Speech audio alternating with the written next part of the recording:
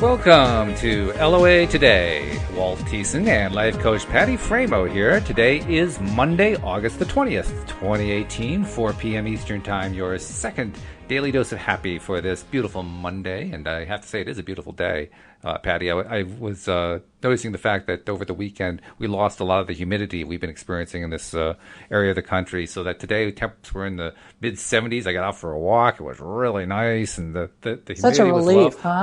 Oh, so nice, so comfortable. I mean, and I needed it, too. It was a good day for it, but boy, Isn't it it's funny how much you appreciate something and like when you're sick and then you get well, you're like, oh my God, I feel so oh, good. yeah, And when yeah. it's super humid and then it's not, it's like, oh, huge breath of fresh air. Well, we had an experience like that just yesterday, actually.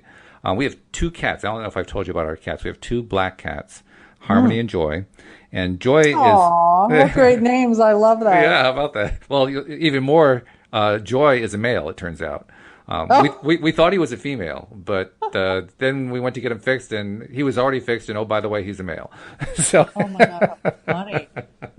but Joy is completely an outdoor cat. He loves being outdoors. He has not slept in the house for like the last 2.5 months. That's how much he Wow. loves being out in the summertime. And every morning, it's usually the same thing. You know, he shows up at the door, meow, meow, meow. I'm hungry, hungry, hungry. Feed me, feed me. And toward the end of the night, just before he's ready to go off and do his roaming, meow, meow, meow, all that kind of thing. Well, yesterday morning, we got up, no meow, meow, meow. No sign of him anywhere. Oh, Took a walk around the building, no sign of him. Called his name, no sign of him. Looked up the trees where he climbs, no sign of him. uh-oh. And this is not a good thing. And No. Louise and I were like both getting kind of worried about it, and trying to stay positive, but it was a little bit Yeah. dicey. And then a couple hours later, I went out one more time to try to look for him, and he just crawled out from behind one of the bushes where he'd been asleep, just yawning, just as relaxed as could Wow. be.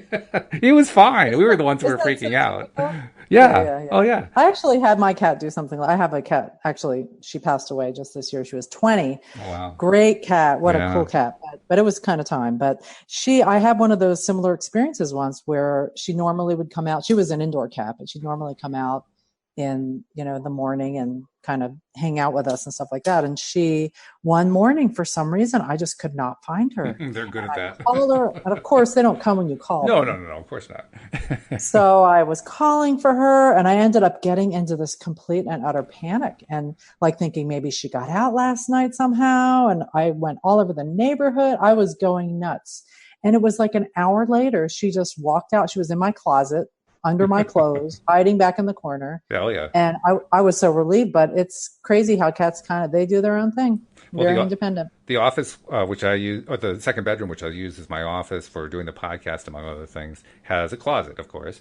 And that closet door is usually closed. It isn't really used as a closed closet. It's more like storage. But one day, one of our cats, Harmony, got in there. I didn't realize that she was in there. I closed the door and locked her in. And Oh, then all of a sudden, like a few hours later, where's Harmony?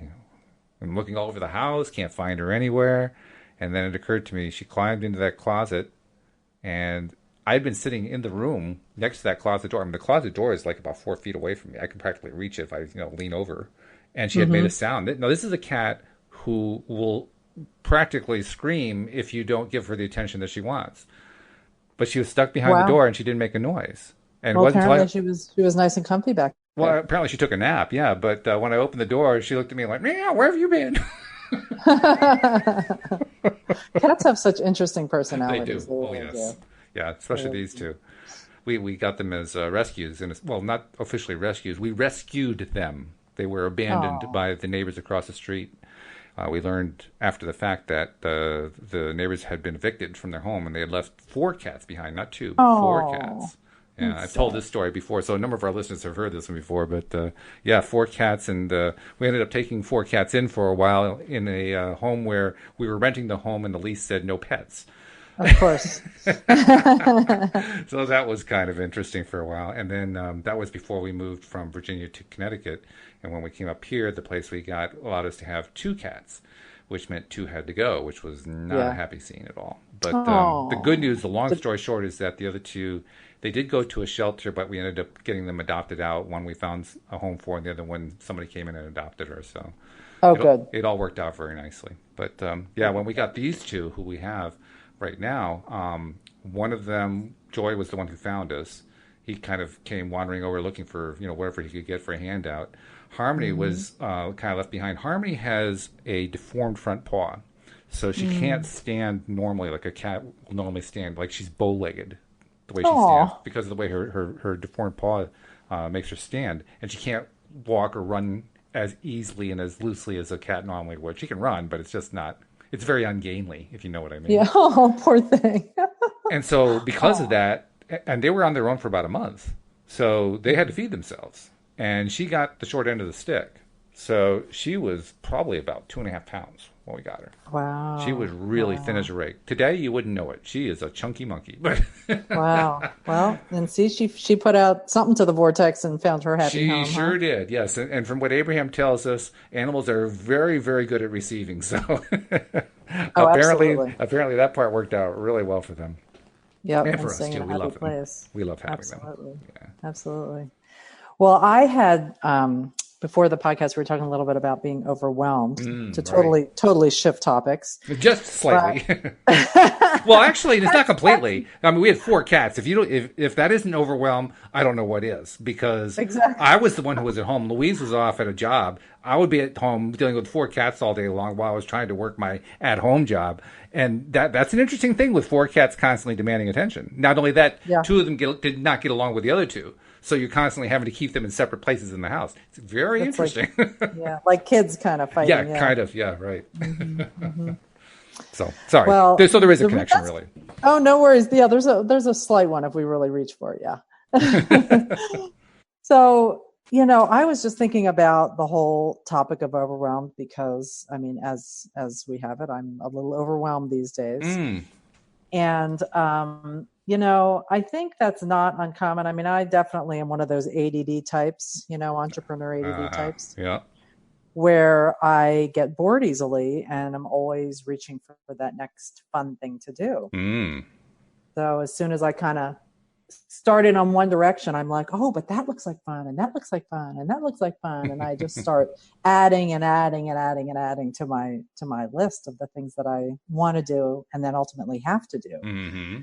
So, when I first decided to go back to coaching again, I'd done it years ago, and then when I went through my divorce, decided to go back and work full time and get benefits. I still had one of my daughters was still at home and all that. And I thought, okay, this is the logical thing to do. So I have a social work background. So I went back and became a social worker.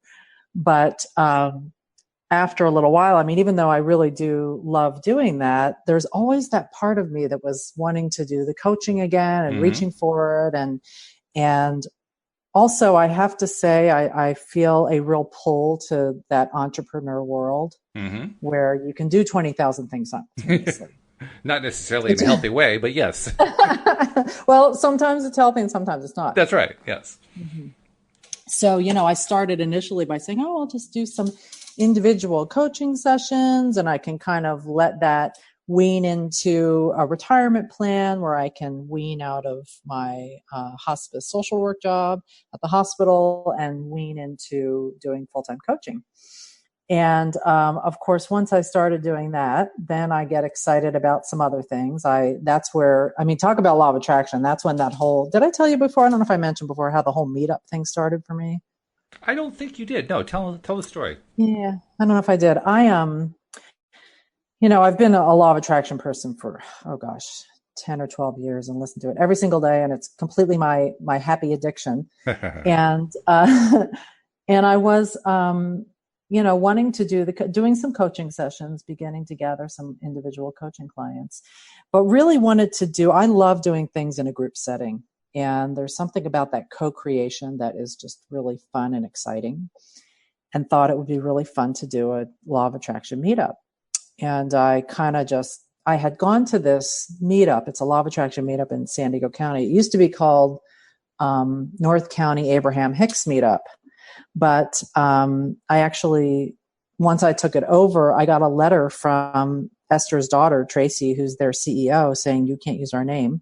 I don't even know how she found out about it. I was like, all right. So I ended up switching it to North County Law of Attraction meetup. Yeah, sure. But anyway, so once I took it over, oh, well, actually, I hadn't taken it over. I just kind of put out there to the universe, gosh, this would be a really cool thing to do. Mm-hmm. Years ago, I'd gone to this meetup and one time, and for some reason, it just didn't resonate with me. That whoever was running it at the time, it just didn't feel right to me somehow. And I remember having the thought, oh my God, I would love to run this meetup today. That would really be a cool thing. Hmm. And when I started doing the coaching, I kind of put out there, boy, I'd love to do some sort of law of attraction meetup. And it was seriously like that week that I get this email. It's just so crazy how this stuff happens. Oh yeah. I get this, I get this email saying, this meetup is going to close down, the one that I'd gone to, if someone doesn't take it over.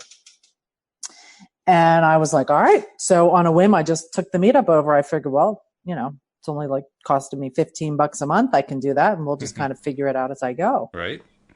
And so I started running that, and I'm really loving it. I mean, it's talk about law of attraction. It's like I was so excited about it and got so lined up with it that it's like full with 25 people on a waiting list every single month. Wow, that's great. And that's really good. That's not easy to do with a meetup, so that's really good that you have a group that active. Well, it was just freaky. It just it literally fell into my lap. It literally just happened. And I don't even think I really did much for it. Which I love. It's the best way to do it, right? Mm-hmm. And so that meetup's been really fun. I'm doing it once a month. But then I started thinking, gosh, some of the people in the meetup had said, what have you thought about doing a group that's, maybe a weekly group? Mm. So then I started thinking, in the past, I used to run groups for women in transition and women transitioning through divorce and business owners and things like that. And that I really do love the group piece of things. So I started this, I decided to start this 8-week coaching group that was going to be in person. I haven't actually started it yet, but it's in the planning phases. Well, then that kind of led to thinking, well, what kind of group do I want? And so then I thought, well, it'd be really cool to do a beginner group and advanced group. Because, I don't know about you, Walt, but when you first learned about law of attraction, wasn't it kind of like this foreign language? Yeah, well, not only was it a foreign language, it was a foreign way of thinking. I mean, I would hear the basic ideas, and I it's not hard to understand, ask, believe, and receive, but trying to kind of fit that together into my frame of reference, and how does this actually work in real life, and all that kind of stuff. That's where I didn't have a whole lot of answers. Yeah, it's true. That, and also I found that even just interpreting, like, what is the vortex and what does she mean? I heard vortex for years. I said, I had no idea what a vortex was, but it sounded like something I didn't want. That's what I really thought. Really? What were you thinking it was? It sounded crazy. Sucked into this vortex like a tornado? Yeah, something like that. Yeah, it didn't. I mean, the joke I used to make is I wouldn't want to attract an ocean liner because you could get run over really quickly in that vortex. Yeah, I mean, I could see that. You could have negative connotations. Yeah, you don't know what's going to come out of that. So, I mean, once you understand it in full, then okay, I kind of get it now. But at first, okay, so that and high flying disc. That was the one that they don't use that one so much anymore. But a high flying disc. I said, what the flip is that? Yeah. What's a high flying disc? And then is that a also frisbee or something? Yeah. It's true. So, what is your interpretation of the vortex? I'm in the middle of my story, but I'll go back to it. What is your interpretation of the vortex? I'm curious if we have similar interpretations of these terms. Well, actually, my interpretation of it got modified when I went to my first Abraham workshop this past April. Louise and I went together to one here in Connecticut, and whenever Esther would talk about the vortex, she would swirl her right hand toward the right-hand side. I said, oh, well, that's what a vortex is. It's the thing to the right of Esther Hicks.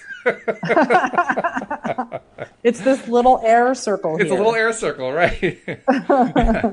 I still don't have a really clear idea of what it is. I mean, I think of it in terms of an energy field or not a field, but like a tornado, like a swirling thing that is just pure energy. And I get the idea that in this vortex, since energy is the ultimate building block for all matter, what's essentially happening in this hypothetical vortex is that matter is being created based on whatever thought we put into it. Beyond that, I don't have a clear picture. Okay, interesting. Because my interpretation is similar, but a little different. Okay. I interpret it as the vortex is sort of an energetic holding place. Okay. It is spinning because it sounds like everything is spinning and everything is energy and everything is moving all the time with a including my head flow. sometimes when I'm trying to understand this. Exactly. That's true. It's true. But I envision it as when we have something that we want, according to Abraham, it happens immediately. Like ask and it is given, right? So as soon as we put out, and oftentimes that's through contrast. So there's something that happens, like let's say we're overwhelmed and we don't want to be overwhelmed. And so what that means is we want to be relaxed and we want to be clear and we want to be calm and peaceful. And so that's sort of a general example, but in my opinion, that at that point gets put into the vortex, like this calm, peaceful feeling. Or let's say it's even something specific, like let's say you want to attract a relationship.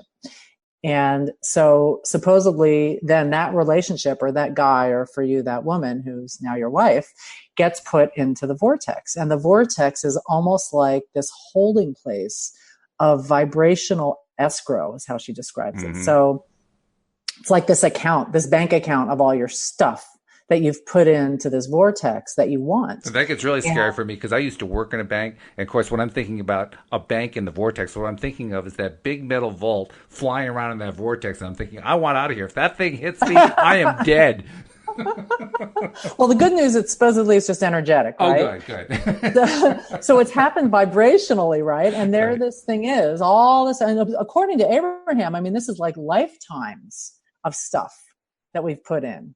So I'm guessing this sort of follows us from lifetime to lifetime. It's got to be really crowded too.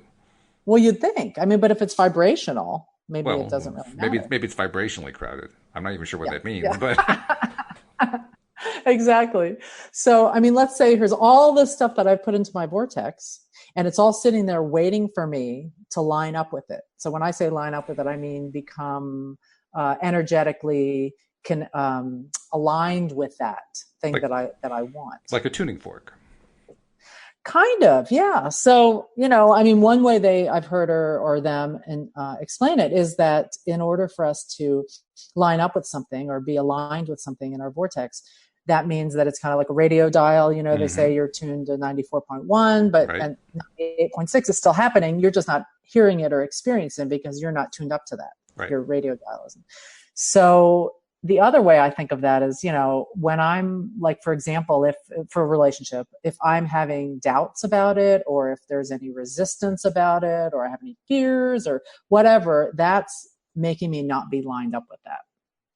And in order for me to get lined up with it, it means I have to be in this not only do I have to be kind of in a positive high vibration in order for me to line up with it, but also I've got to have that belief. The belief has to be stronger than my doubt in order for that to come out of the vortex. Does that make sense? Yeah, I think so. I mean, I think you did as nice a job with it as anyone could have. From my perspective, I got to know the lingo. I got to sling the lingo well enough that people could understand me and I could understand them.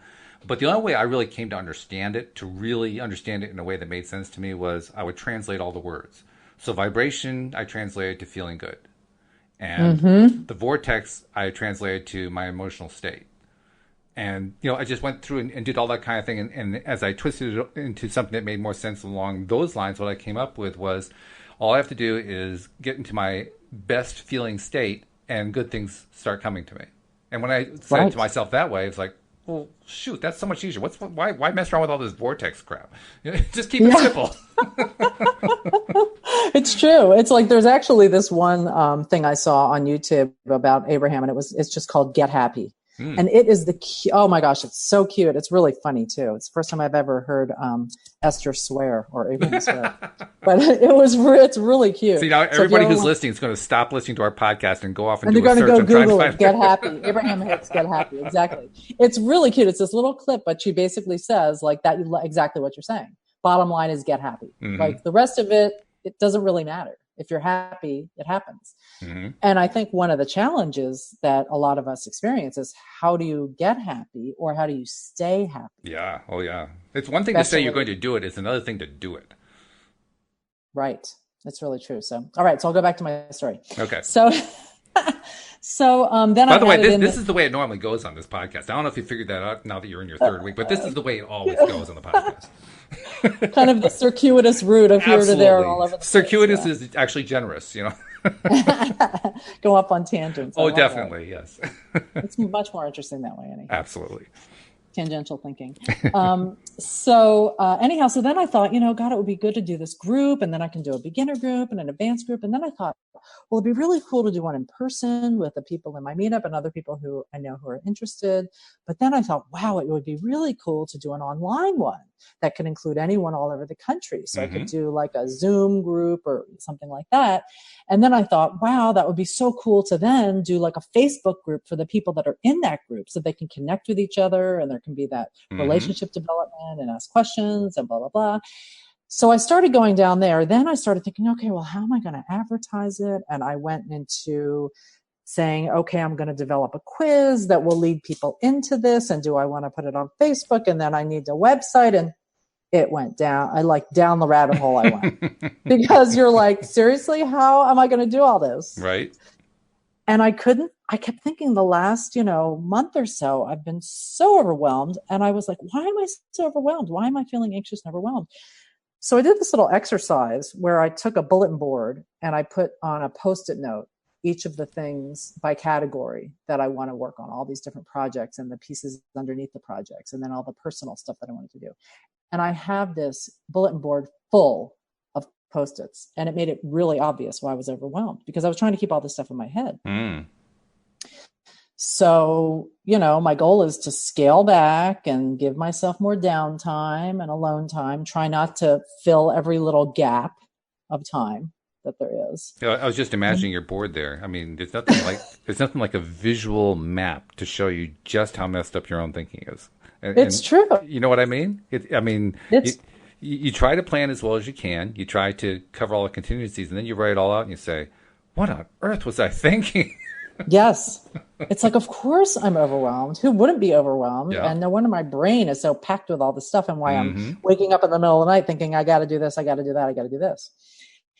So that was kind of a cool exercise. What's nice about that too is then I can actually pull a Post-it note off of there and say, I'm just focusing on this today and turn the board the other way around. Okay.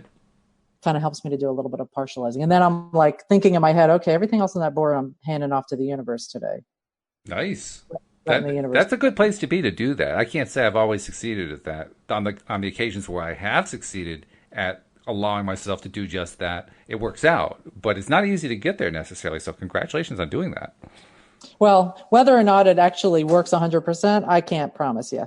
But I got to say, it just kind of, you took the first step. You took the step of, I'm going to relax on this thing. That's it. I mean, it almost doesn't matter what manifests out of it. What matters is you cut yourself some slack. That's a really big thing. And raise my vibration. And at the same time, yeah. Very cool. So it helps, I find, especially with an active brain like mine, it really helps to kind of focus on just those few things.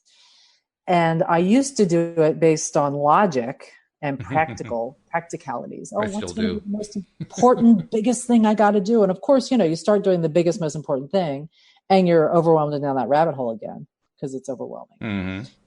So, my practice lately has been like, pick the thing that's the most fun, the easiest. Right. And start with that. And don't you find when you do that, you kind of get this momentum going and it almost doesn't matter where you start? True. Oh, yeah. Yeah. Just going at it in the easiest possible way. First of all, it keeps you going because you're not facing that overwhelmment that you were talking about. That fancy word of Abraham's. Yeah, the one we talked about that doesn't actually exist, except it does now because Abraham uses it. Right.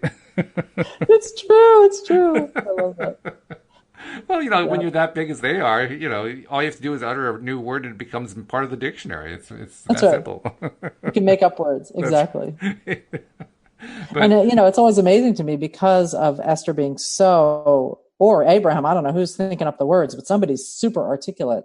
And they just get to this point where I guess they need extra words. So they kind of throw in things like overwhelmment every now and then. I think the way I think about it is because Esther is the one who's translating all these thought blocks that Abraham is sending. She has to do it within her own frame of reference. It's the only way she can do it. I mean, that's the English that she knows. That's the understanding of the world that she knows. So she has to interpret it from that perspective. And I think what happens is she gets to a point sometimes where she can feel the flavor of what the thought is, but it doesn't really match any of her words. So she comes up with the closest sounding word she can think of, and it just doesn't happen to exist before now. So that's where Exactly. she understands overwhelm. She couldn't think of what the state of overwhelm is, so she just called it overwhelmment. Yep. And it's interesting how they also talk about how words don't teach. Yes, Life right. experience really. So it almost doesn't matter what words we use, True. Yeah. as long as it makes sense to us. Which is pretty crazy because they're also saying to us, we'll be happy to answer all of your questions at the workshop just as long as you understand the answer is always the same. So words don't teach, but we're going to give you the same answer anyway. It's true. It's true. And we keep asking it too. That's right. Over and over and over. It's crazy. We are consistent. That is good. Consistency is good. So I just found that, even just taking that stuff and putting it aside and just focusing on anything, any one thing, it almost doesn't matter what I'm going to start with. Mm-hmm. So that easiest, funnest thing seems to be the thing that's most helpful to me, to start with that one piece that's fun. And I think what happens when you do an easy thing is because it has in Abraham terms or Abrahamic terms, that's my word, I created Abrahamic. In Abrahamic terms, it has a vibration, and that vibration has a feeling associated with it. So when you do this really easy thing, the feeling is, well, it's easy, and the vibration is high because, well, it's easy. So you've given yourself, you put yourself on the first step in the direction of what Abraham says you want to do if you want to manifest what it is you really want to manifest, rather than the lack end. That was the other concept that made a big difference for me, especially in terms of understanding this vortex doohickey. The two-ended stick, the thing at one end, the lack of the thing at the other end. When I first got exposed to that concept, it was only a few years ago that I first learned that one. And when I first got exposed to it, I just sat with it for a while, and all of a sudden I could just see pieces fitting together that weren't fitting together. So interesting, isn't it? Because before that, my understanding was, well, the universe doesn't understand the word no.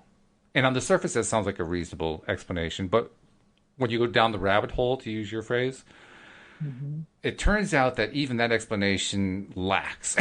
For lack of a better word, lack. It lacks. It doesn't hold together nicely, and you can get to the point where you're doing so many double negatives and triple negatives trying to make sense out of all this stuff that you get crazy. Lost. Yeah, yeah. So, but hearing about lack. What does the stick thing mean to you? How does that work for you? Well, once I understood that it was about lack.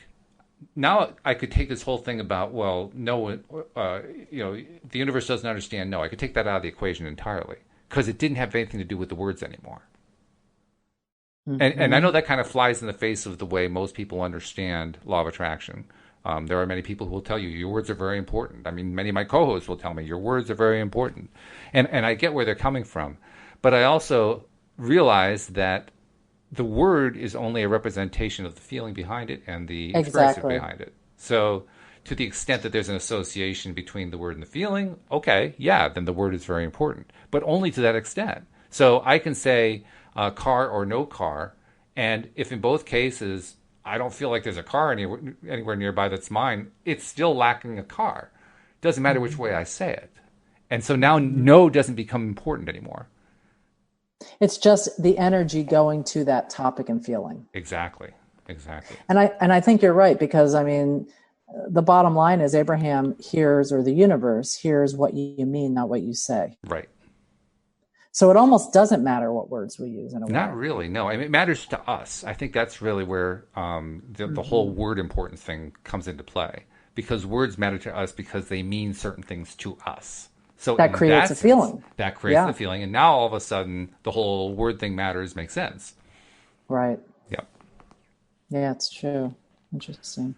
So the next step on what I was thinking about with this whole thing of scaling down and focusing in on what I want and what the fun piece is, I was listening to this Abraham earlier today, and they were talking about focusing in on the few things that I'm really enjoying and getting clear on what I want with those things. But really, when I'm feeling in that bad place, the first step is to really go general.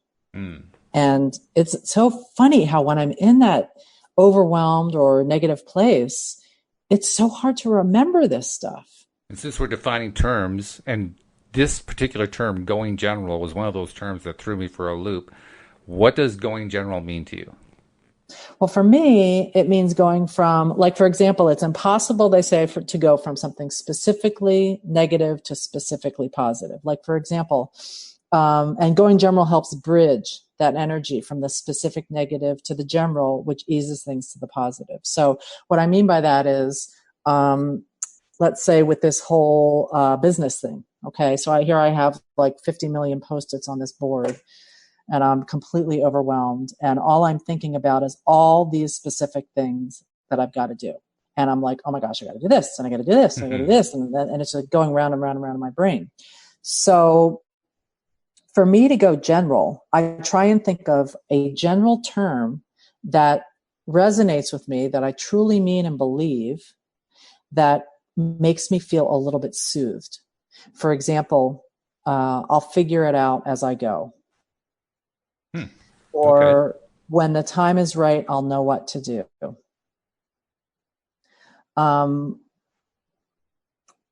It helps me to go from that stuck, like those are true statements. Mm-hmm. They're very general about the topic I'm talking about, because I'm overwhelmed about, oh my God, how am I going to figure all this out? How am I going to know what to do? What do I do first? How am I going to do all this? How do I find the time? So for me to just say, I'll figure it out as I go, is something that I do believe, because I do know that ultimately when I've been here before in this place, I do figure it out as I go. And somehow it always kind of works out. And things are always working out for me. Mm-hmm. That's another general phrase. And when the time is right, I'll know what to do. It's a because I popular know one. yeah. And when I've had experiences in my past where I was able to go into that more general place, it helped to sort of soothe me. It kind of takes the wind out of my overwhelmment and that crazy racing brain, and helps me go, okay, I do know this. These are things that I do know. I will figure this out. When the time is right, I will know what to do. And things do kind of always work That's out an for me. So interesting way that you describe that there, because I agree with you. That's exactly what going general means to me as well. When I first heard the phrase going general, it didn't mean anything to me, actually. I hadn't put it in juxtaposition with specific, so I hadn't said general as opposed to specific. Then when I heard the idea of general as opposed to specific, then I took it a next step beyond that. It wasn't just that I was no longer being specific, no longer insisting on it work out in just this particular way, but more than that, like you said, I was letting go of it. And that's that's what going general really means to me. It means letting go. It doesn't actually mean so much non-specificity, although that's certainly, a part of it. But on the larger scale, it's just letting go. Just like, I can't do this. So, universe, you're going to have to do it for me, because I have no freaking idea how to do this. right. It's true. It's true. And that's a really good way of looking at it too. I think that there's something for me in addition to that general piece, or in addition to that letting go piece, is coming up with a statement, and even if it's just in my head, that I do believe, but that soothes me, because right then I'm kind of in freak out mode. Mm-hmm. And one of the real things I love most about Abraham is always that gearing towards soothing. I find that so many other motivational speakers and leaders and things tend to be very hard hitting. Yes. Oh, I agree. Kind of like, pull yourself up by your bootstraps, get going on this, be more motivated. It's from the pushing from behind aspect. Or there's also there's the Think and Grow Rich, the Napoleon Hill approach, where he doesn't really do that kind of aggressive, in your face kind of thing, but his explanation is, to use modern terminology, it's a little woo woo and airy fairy. He doesn't actually explain much. His most direct explanation is the reader will understand what this is if the reader is truly ready for it, which doesn't help you at all if you're trying to understand what the concept is. Right. I mean, I agree with the concepts, but it's interesting because, that's where Jerry started. I don't know if you probably knew. That's what he started with, was he was leading Think and Grow Rich seminars. That's right. Yeah. And I guess evolved into, once Abraham started weighing in on things, he was like, wow. Like, and I mean, initially I just love that story I think it was in the Law of Attraction CDs, the initial ones where they were describing how, when Esther first started receiving Abraham, and what that was like for her, and how Jerry would like wake her up even in the middle of the night. Yes. Constantly with questions like, well, what about this? What about this? What about this? Because he was just so wanting to know, like you were saying with Think and Grow Rich, it started this whole opening of his thoughts, and he loved the concepts, but then how does that really work? And I think Abraham was providing that for them and for us. Oh, yeah. Although I have to also give Jerry credit. I mean, one thing that Cindy and I noticed was Cindy and I just finished Money in the Law of Attraction. We dissected it over the course of something like 4 or 5 months, something like that. We just finished it last Wednesday. I got to listen back and hear those. Oh, it was great. It was a lot of fun. But one of the things that came out of it was Jerry had an amazing life. I don't know if you realize how many things he did in his life before he met Esther. I don't think I have. I have got to read that book, or at least listen to it. I mean, this is off the top of my head. He worked on a bunch of farms. He grew up on a farm. He had a tomato raising and selling business. Same thing with hens, raising and selling hens. Oh, wow. He worked as an acrobat. He worked for the YMCA. He actually worked in a circus. He worked for a Cuban circus as an acrobat on the flying trapeze. I wonder if there's any tapes of videos of there anywhere. Oh, wouldn't that be something? Oh, that would be so cool. Let's see. I'm trying to remember what else. I mean, there's like this long list. He led a Cub Scout troop. He sang with the New Orleans Opera. Wow. He was a teacher of gymnastics. I'm trying to remember what else. He had a lot of physical. This guy. He chopped and sold firewood. Oh, here it is. I just found it. He was a roofer. He was a sheet metal mechanic, an elevator operator, a lifeguard at a beach. He did all this before he met crazy. Esther. Can you imagine? Wow. I mean, no wonder this guy was so good at putting a business together when it finally all came, to him, the thing that he had been asking about and all the questions were getting answered. I mean, he knew exactly how to put together. He'd been through just about everything you could go through. Exactly. He had a lot of skills. Oh, yeah. A lot of skills. And a lot Huge of different number. areas. And a lot of interests. And a lot of daring, too. I mean, you have to have some daring to keep trying stuff like that. It's a wonderful trait. It's a really wonderful trait. So interesting. Yeah. I wonder what Esther's background was originally. It was actually rather vanilla, plain vanilla, if I remember correctly. They were Well, opposites I in a believe sense. that because, given the fact that she's talked about how Abraham was able to use her kind of as a vessel because she really didn't have a lot of strong opinions one way or the other about this whole thing. It was kind of open. She did have the strong religious background, and that kind of hindered her for a bit.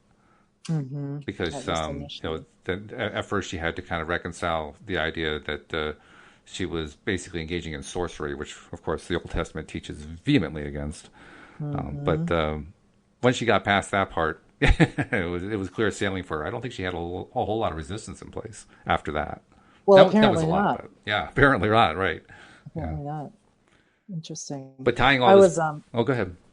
No, you go ahead. I was just going to say, tying it all back to what we were talking about regarding the vortex and about the two-ended stick and so forth. The thing that comes to my attention whenever I think about those concepts and where these people came from is that, first of all, like we said before, Esther is interpreting from her perspective based on her knowledge base. And her knowledge base wasn't as great as Jerry's just because Jerry had done all these incredible things with his life. Hers was a plain vanilla life by comparison, but she was the one who had to do the translating.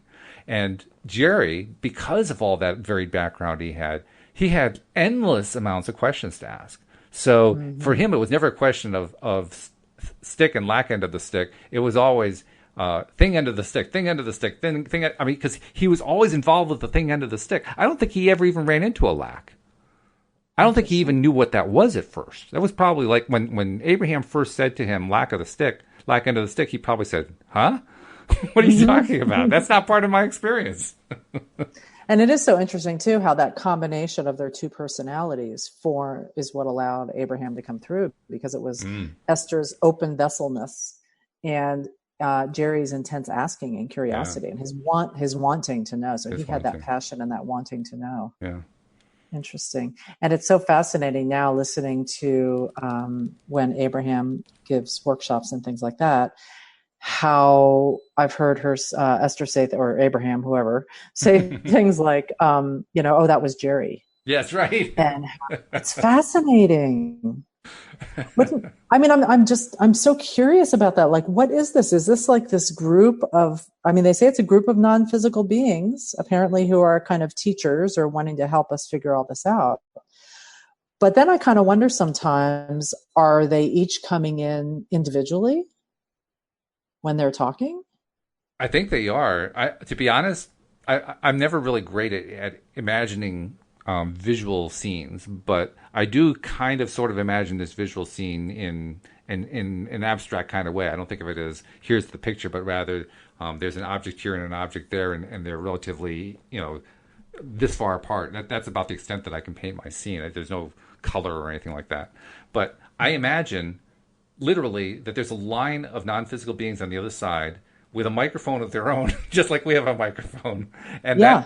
and there's a sort of a non-physical counterpart to the physical Esther Hicks saying, "Okay, you first, then you, then you, then you." It's just so, it's just so interesting to know about. Someday maybe we'll be there. Maybe we'll be one of them. Who knows? I Maybe would we'll think be so. part of Abraham. Yeah, that's quite possible. That's quite. I mean, Jerry already is, so why not? It's And fascinating. Jerry was very recently here, so that that's very doable, I would say. Yeah. The one thing that Yeah. I find fascinating is how Esther's sense of humor as she is receiving Abraham changes, and I think that's because we have different entities each time. Well, yeah, not only sense of humor, but I've noticed how some of the voices that come through are almost like impatient Oh and yes, almost kind of dressing down of the person. a little condescending at times. Yes. And then others are very sort of nurturing and Mm-hmm. supportive. Yeah. Yeah. And I'm curious. Yeah, it's interesting to see. I wonder how they are choosing which voice is coming through at what time. Now I'm going to ask you a question that one of our listeners asked us one time. At one point, we were doing a Tuesday night show. Tom Wells and I were doing it. And one of our listeners, one of my favorite listeners actually, he listens to us while he rides his tractor in Tennessee. I mean, I just love that. That's so cool. I have a great visual of that. Isn't that great? Yeah. Anyway, he called us up and he was asking us a wide range of questions. One of the questions he said was, and this is my interpretation of his question. I mean, aren't we concerned about the fact that Esther is apparently possessed? Abraham possesses Esther. I'm curious to know Mhm. what's your take on that. Is Abraham possessing Esther? I don't think so because to me, when someone's possessed, they're not in control and somebody else is taking over them. And it's Mm, something that they're not getting to. It's just happening to them. It's yeah. like they're a victim. And with me, Esther is clearly a co-creator Mm-hmm. in this and making the choice. I mean, if she didn't want to be doing this, she could just not talk. That's true. I mean, it's not like she needs the money. Right. She's a Right. very wealthy woman.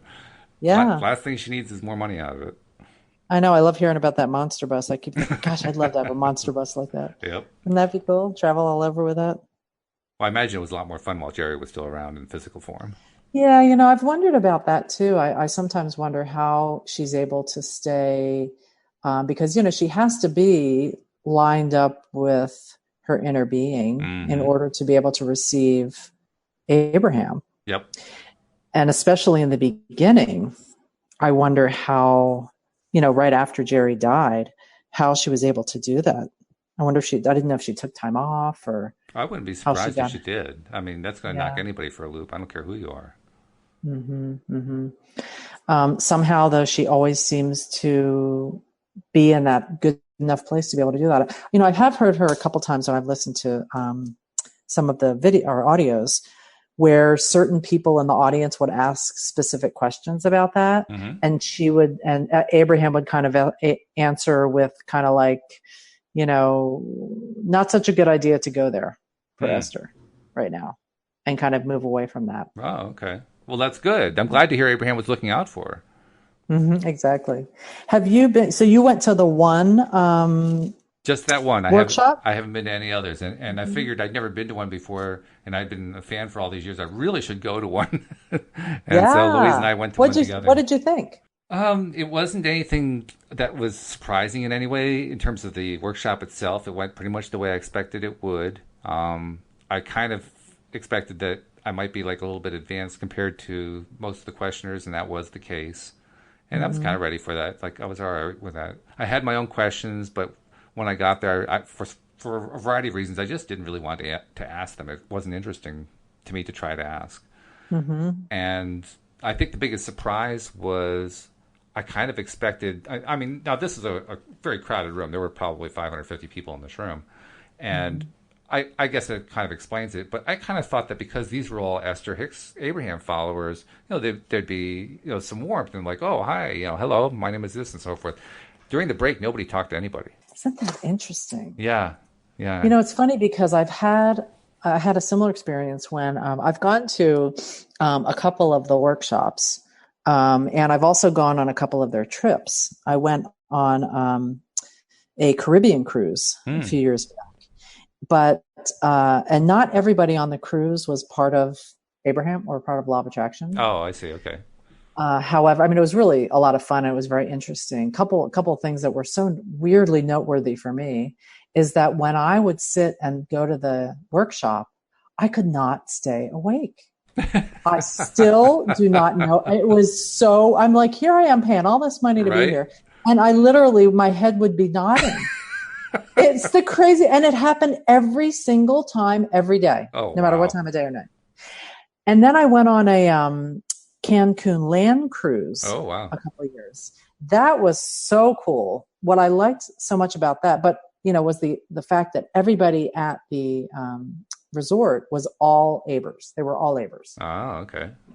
And there was something really cool about knowing that. But again, I had a similar experience to you where you're kind of looking around and thinking, wow, I didn't realize someone like that would be a neighbor. And this person, I would never have thought they were a neighbor. And this other person here, it was sort of surprising how it's all different types of people and personalities can still be followers of this. Now, of course, they're in, different ranges of beginner versus experienced, and those that are actually using it in their lives versus those that are kind of listening and not worrying too much about Hmm. that. Yeah. But I had, especially on the cruise in the Caribbean, I was also feeling kind of like, gosh, I would have thought that it would have been this warm, fuzzy, we're all in this together feeling. And it wasn't that. And it wasn't. And it Yeah. wasn't. I did feel more of that on the Cancun Oh, that's good. trip. I think because I knew that everybody there was part of it. Hmm. But it's also interesting to see how going to those workshops, just in the regular ones that she has in different cities, how that also brings all kinds of people. And it's not this whole warm, fuzzy thing like I Hmm. thought that it would be. Hmm. It's Yeah, kind of I asked interesting. Wendy Dillard about that because she's been to a number of them. She is probably the number one workshop attender of anyone I've ever met. Not just Abraham workshops. She was big into Tony Robbins for many years, and she's done other kinds of self improvement workshops. I don't remember the exact number, but I think she told me once that she had spent over $130,000 on self help. And I thought, Wow. whoa, that's serious money. Yeah. So clearly it's a high value of Very high hers. value for her. Yeah, yeah. Yeah. And I asked her about just what we're talking about here. What have you found it was like with the people at the ones that you've gone to? Because she's been to a lot of the major events and the single day workshops and so forth. And her response was initially she was kind of like casting around trying to say, well, let's see what was my experience. But when she finally nailed it down, she realized, in her words, and I'm actually probably mischaracterizing in a certain way here, just because I'm taking a particular way to express it. But she's something of a chatty Cathy, so she Hmm. has no problem just starting a conversation with whoever is around her, and so Hmm. she never lacked conversation with like-minded people, and you get one person like that, they'll break the ice for an event like that pretty quickly. So pretty soon you got a conversation going on. But I think that's what That's it takes. You have to have somebody who's a little bit chatty and who's a little bit willing to just hmm talk to whoever they're standing next to and just get a conversation going. Because otherwise, I think most people, I think that natural, not natural, but that learned reserve that we all have in public social places still holds sway, even in an Abraham workshop. It's true. And at the Cancun one, for some reason, the one that I just felt more comfortable at, maybe it was because I knew they were all Abers. I did, get to know some people and friendships that I've maintained till today. Actually, with one of my friends, Joe, who I met there, I'm planning on going on the next Alaskan cruise. Oh, nice. Very good. Which I'm really excited about. Yeah. Is that going to be your first Alaska cruise? Yep. Oh, Never that's been great. to Alaska.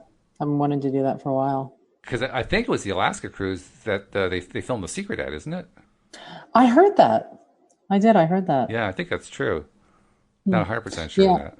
And I did actually, I was reading the article after, I think we were talking about this last time, about the woman, Rhonda, who started that, about what happened to her since. It was just fascinating. Yeah. The direction that her life took after that. Yep. Yeah. But I'm just thinking all the people who attended that Alaska cruise were some pretty high-powered people. I mean, considering who appeared in the movie. I mean, Jack Canfield, Mike Dooley. I know. Can you imagine? Oh, my goodness. What a cruise that was. I know. No kidding. Holy cow. Yeah. And I'm still really curious to see, why, I don't know why I fall asleep in those things. I'm like, is it her voice that lulls me to sleep? What is that? I will tell you, honestly, I have similar experiences. Really? Yeah. Wow. I think a lot of it has to do with what happens to my own energy level. Not that, not my emotional energy level, just my energy level.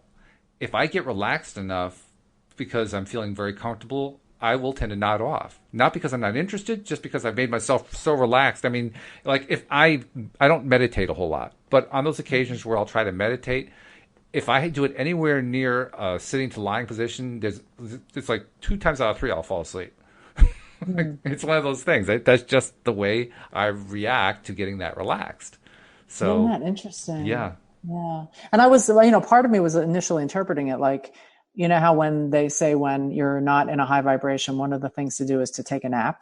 So I was thinking, is this bringing me down? But it didn't really feel like it was. It was just such a weirard response, I thought. Yeah, well, I've never had the feeling that I was down. I've never had the feeling that, as I'm nodding off, it's like, I'm just feeling emotionally depressed. Like it's an avoidance. No, it wasn't an avoidance. It's not like that at all. I know. It's just like, there go the lights. Goodbye. Yeah. She was just they were just in San Diego recently. I didn't go to this one this time, but we'll see. Maybe in Alaska it'll be different.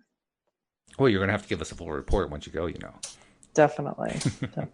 And I should also mention, you said that how you had met some friends who are still friends of yours as a result of attending some of those events. And Wendy's had the same thing. Her 3 best friends are all people that she met through Abraham Hicks. And, they're all coaches of one kind or another. And, it's just a nice little circle they have going there. It's really interesting. I find that, how over the years your friendships kind of shift and morph into different types of people that you attract or that you're attracted to. Yeah. And I have found that I've got a couple of really good groups of friends who are law of attraction followers, sort of positive thought people.